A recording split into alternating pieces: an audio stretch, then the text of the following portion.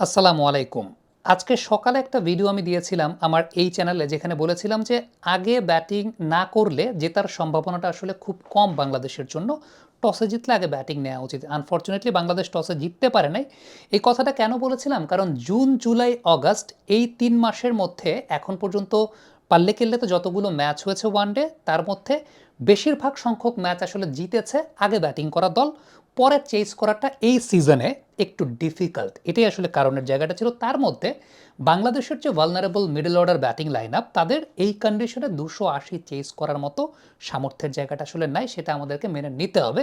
এটা না মেনে নেওয়ার আসলে কোনো কিছু নেই। আমি সেই ব্যাপারে কথা বলবো, একটু অপেক্ষা করেন। এখানে সাকিব আল হাসান, মুশফিকুর রহিমকে নিয়েও কথা বলবো, একটু অপেক্ষা করতে হবে। তার আগে বোলিং প্ল্যান নিয়ে কথা বলতে চাই। বোলিং প্ল্যান আমার কাছে খুব বেশি খারাপ মনে হয় নাই। হ্যাঁ, উন্নতির অনেক জায়গা আছে, কিন্তু বোলিং যে প্ল্যান, সেখানে আমার কাছে খুব বেশি খারাপ মনে হয় নাই। মেহেদী হাসান মিরাজ, শামীম পাটোয়ারি বা নিজে ডেথ ওভার্সে বোলিং করতে এসেছেন। বল পুরনো, যেহেতু ৩৪ ওভারের পর ওই একটা বল দিয়ে কন্টিনিউ করা যায়, এবং বল যখন নরম হয়ে যায় এই টাইপের উইকেটে হয় কি, খারাপ বলটা উইকেট টেকিং বল। আপনি দেখবেন শামীম পাটোয়ারি একটা শর্ট অফ লেন্থের বলে উইকেট পেয়েছেন। এর আগের দিন আমরা দেখেছিলাম তানভীর বলেন, শামীম পাটোয়ারি বলেন, শর্ট অফ লেন্থের বলে উইকেট পেয়েছিলেন। আজকেও শামীম পাটোয়ারি শর্ট অফ লেন্থের বলে উইকেট পেয়েছেন। ইভেন ওয়েলা লাগে অনেক শর্ট অফ লেন্থের বল, সেটাকে পিছনে গিয়ে খেলতে গিয়ে মানে রিচে পাচ্ছিলেন না, যে কারণে পরবর্তী সময় তিনি হিট উইকেট হয়েছেন। সো আলটিমেটলি এই বোলিং প্ল্যানটা ভালো ছিল। কুশল মেন্ডিসের ক্ষেত্রে যে বিষয়টা উল্লেখযোগ্য, সেটা হচ্ছে কুশল মেন্ডিস গুড লেন্থ কিংবা ব্যাক অফ লেন্থের বল আসলে খুব ভালো খেলেন, খুব ভালো খেলেন। এবং তার গুড লেন্থ এবং ব্যাক অফ লেন্থের বলগুলোতে তার আপনি যদি গা বরাবর আসা চিন্তা করেন, তাহলে সেই জায়গায় দেখবেন যে ১৬০-এর উপরে তার অ্যাভারেজ। আবার একটু চতুর্থ স্টাম্পে সেখানে ১৪০-এর মতো তার অ্যাভারেজ। সো একটু হাঁটুর দিকের যে বলগুলো, সেগুলোতে তার অ্যাভারেজটা হচ্ছে ২২ বা ২৪, ২৬ এরকম। সো আলটিমেটলি বাংলাদেশের বোলাররা আসলে তার ওই হাঁটু লক্ষ্য করে বোলিং করতে চেয়েছে, কিন্তু বল অনেক এক্সিকিউশনটা একটু পোর ছিল। অনেক বেশি মাত্রায় ব্যাটের সামনে দিয়ে ফেলেছিলেন। এবং এর আগের দিন একটা বিষয় দেখা গেছে যে কুশল মেন্ডিসের যেহেতু ব্যাকলেগের বেন্ডিংটা খুব ভালো হয়, ব্যাকলেগটাকে ডাউন করতে পারেন খুব ভালো। নিকোলাস পুরানের ক্ষেত্রে আমরা দেখি যে ব্যাকলেগের বেন্ডিংটা খুব প্রমিনেন্ট, যে কারণে বডি টুইস্টিং, বডি সুইংটা খুব ভালো ঘটে, যে কারণে তিনি গুড লেন্থের বল, ব্যাক অফ লেন্থের বল তিনি লেন্থ জাজ করতে পারেন অনেক আর্লি, অনেক আর্লি তিনি লেন্থ জাজ করতে পারেন।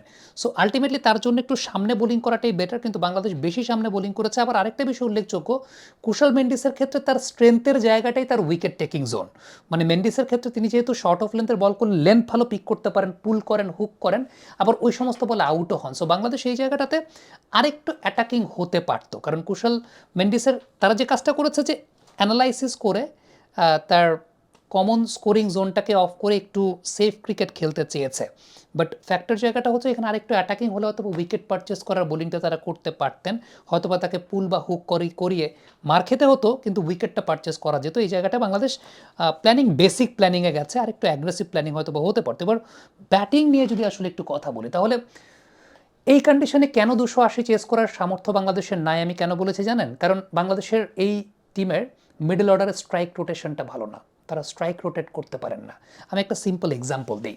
২০১৫ সাল থেকে ২০১৯ সালের মধ্যে সাকিব আল হাসান এবং মুশফিকুর রহিমের স্ট্রাইক রোটেশন পার্সেন্টেজ যদি চিন্তা করি, সাকিব তার ৫৪.৪% বল স্ট্রাইক রোটেট করেছেন, মুশফিকুর রহিম তার ৫৪.২% বল স্ট্রাইক রোটেট করেছেন ২০১৫ থেকে ২০১৯ সালের মধ্যে। এই পরিসংখ্যানটা আপনি আরও ভালো মতো বুঝবেন কিভাবে? সর্বশেষ এক বছরে জাকের আলী অনিকের স্ট্রাইক রোটেশন পার্সেন্টেজ ৩৮.৪৮, মেহেদী মিরাজের ৩৯, তাওহিদ হৃদয় একটু বেটার ৪৩.৮। আপনি দেখেন সাকিব এবং মুশফিকের ৫৪-৫৫, আর এই জায়গাটায় এখনকার ব্যাটসম্যানদের মিডল অর্ডারে ৩৮-৩৯। এখনকার ব্যাটসম্যানরা হয় তারা মারতে পারে, না হয় তারা ঠেকায়, কিন্তু স্ট্রাইক রোটেট করে আলটিমেটলি আপনি প্রেশার রিলিজ করবেন, অপোনেন্টকে প্রেশার দিবেন। এটাই ওয়ান ডে ক্রিকেট। টি-20 ক্রিকেট হলে দ্যাটস আ ডিফারেন্ট কেস, আপনি হয় ঠেকাবেন, না হয় মারবেন। কিন্তু ওয়ান ডে ক্রিকেটে strike rotation is very important, যেটা আমরা কিন্তু এখন খুব নিয়মিতই কোলাপস দেখি ব্যাটিংয়ে বাংলাদেশের। যেটা ১৫ থেকে ১৯ যদি বলি, বা ১৪ থেকে ১৯ যদি বলি, ১৩ থেকে ১৯ যদি বলি, এই কোলাপসটা হতো না, কারণ সাকিব আল হাসান ওয়াজ দেয়ার। স্ট্রাইক রোটেশনটা, এই স্ট্রাইক রোটেশনটা সাকিবের, এই বিষয়টা খুবই আন্ডাররেটেড। আমরা সাকিবের sweep shot, cut shot, pull shot, boundary scoring, এই জায়গাটাকে অনেক গ্লোরিফাই করি, অনেক বেশি হাইলাইট করি, তাতে তার স্ট্রাইক রোটেশনের জায়গাটা অনেক ওভারশ্যাডোড হয়ে যায়। আপনি মিডল অর্ডারে সাকিব আল হাসানের মতো এত প্রমিনেন্টলি স্ট্রাইক রোটেশন কেউই করতে পারেননি অ্যালং উইথ মুশফিকুর রহিম, যে পরিসংখ্যানটা আমি আপনাদেরকে দিলাম। সো এই জায়গাটা আমি বলবো যে বাংলাদেশের সবচাইতে বড় দুর্বলতার জায়গাটা ব্যাটিংয়ে, এবং সেটা হচ্ছে স্ট্রাইক রোটেশনের জায়গাটাতে। কমেন্ট বক্স আপনাদের মন্তব্য জানতে চাই।